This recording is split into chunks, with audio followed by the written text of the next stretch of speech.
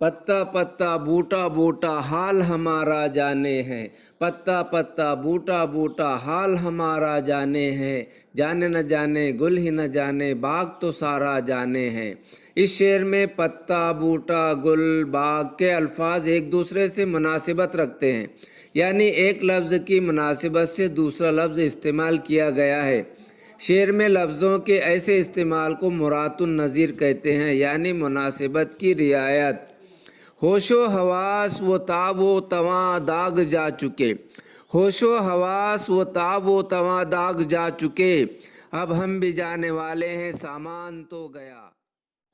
درج ذیل شعر کو پڑھ کر بتائیے کہ اس میں آنے والے حوالوں کا شعر سے کیا تعلق ہے۔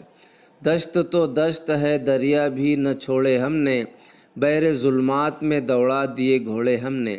شاعر جب اپنے کلام میں کسی تاریخی واقعے، فرض حکایت یا مذہبی قصے کی طرف اشارہ کرتا ہے اور اس طرح شعر میں آنے والے حوالے کا شعر کے مفہوم سے گہرا تعلق ہوتا ہے تو شعر کی اس خوبی کو تلمیح کی صنعت کہتے ہیں۔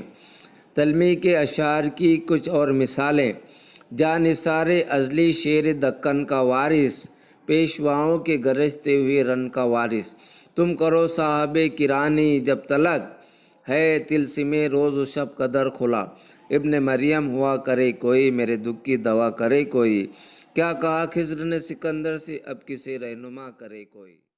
دل کی دنیا میں تو میں تجھ کو بہت ڈھونڈ چکا، جیون کی گنگا ہے گہری یادوں کے ہنسی بت خانے سے، روشنی صبح وطن کی ہے کہ ماتم کا غبار۔ ان مصروں میں دل کی دنیا، جیون کی گنگا، یادوں کی ہنسی بت خانے، ماتم کا غبار کی اضافتیں آئی ہیں۔ ان میں دل کو دنیا، جیون کو گنگا، یادوں کو بت خانے اور ماتم کو غبار کہا گیا ہے۔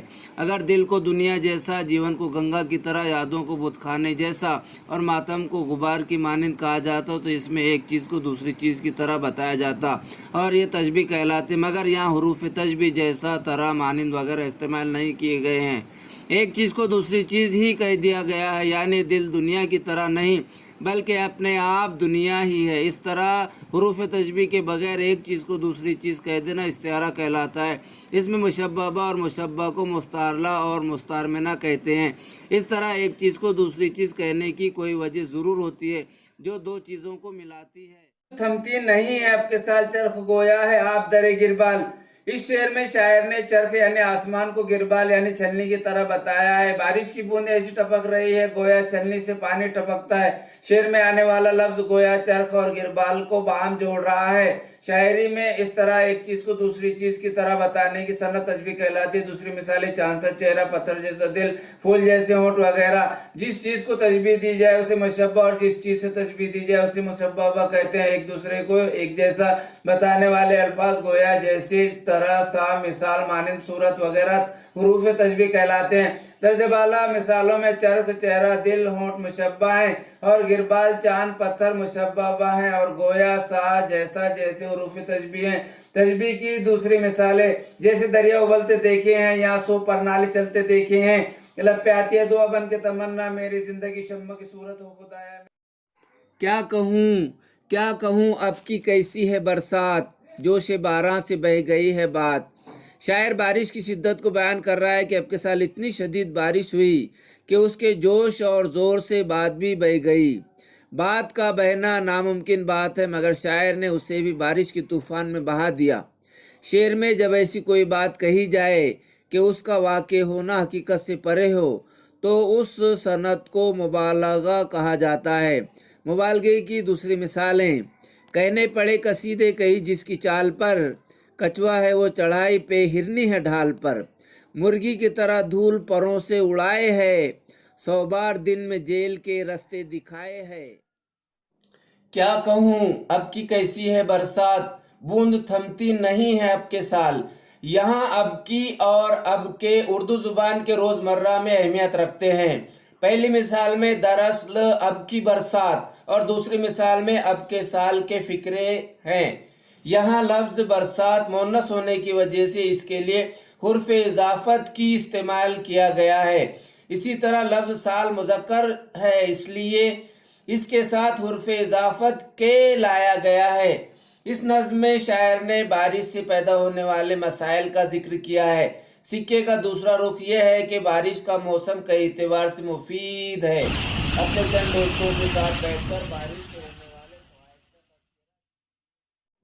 اردو شعری اصناف میں غزل کی خاص اہمیت ہے۔ غزل کی مقبولیت کا بڑا سبب اس کا اعجاز و اختصار، اشاراتی اسلوب اور غنائیت ہے۔ غزل میں گناہ گو انسانی جذبوں کو کم سے کم لفظوں میں ادا کیا جاتا ہے۔ کلاسک غزل میں بنیادی طور پر حسن و عشق کی معاملات اور قلبی واردات کو بیان کیا جاتا تھا، مگر زمانے کے ساتھ غزل کے معنوی امکانات میں وسعت پیدا ہوتی گئی۔ اب غزل کسی مخصوص موضوع کی پابند نہیں رہی۔ غزل میں عشق و محبت کے ساتھ معاشرتی، سیاسی، تاریخی اور اساطیری واقعات کو بھی موضوع بنایا جاتا ہے۔ انسانی جذبوں اور تجربوں کی جیسی رنگا رنگی ہمیں اس صنف میں دکھائی دیتی ہے، کسی اور صنف میں اس کی مثال نہیں ملتی۔ اس کی مقبولیت کا بڑا سبب مضامین و موضوعات کی یہی رنگا رنگی اور تنوع ہے۔ غزل کا ہر شعر اپنے آپ میں مکمل اور معنی و مفہوم کے اعتبار سے دوسرے شعروں سے جداگانہ ہوتا ہے۔ بیٹھے اٹھتے نہیں ہے بام و در، بیٹھے اٹھتے نہیں ہے بام و در، ابر رحمت ہے یا کہ زحمت ہے، تر ہے جو خشک اور تروں میں ہے، جزر و مد جس کا تا فلک جا ہے، ان میں اٹھتے بیٹھتے رحمت، زحمت، تر، خشک، جزر، مد الفاظ ایک دوسرے کی ضد ہیں۔ جب شعر میں ایسے متضاد الفاظ استعمال کیے جاتے ہیں تو اس صنعت کو تضاد کہتے ہیں۔ سودا فرماتے ہیں خدا دشمنوں کو نہ وہ کچھ دکھاوے جو کچھ دوست اپنے سے ہم دیکھتے ہیں۔ کلیم عاجز فرماتے ہیں دن ایک ستم رات کرو ہو، وہ دوست ہو دشمن کو بھی تم مات کرو ہو۔